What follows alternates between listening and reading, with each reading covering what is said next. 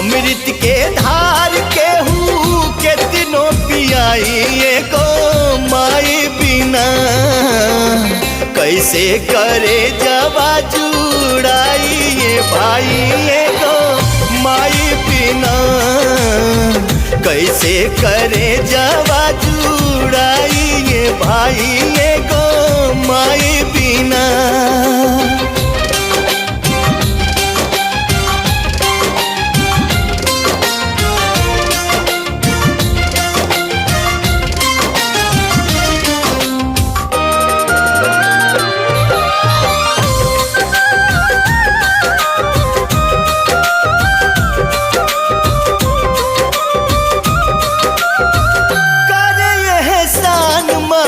दुनिया देखावेली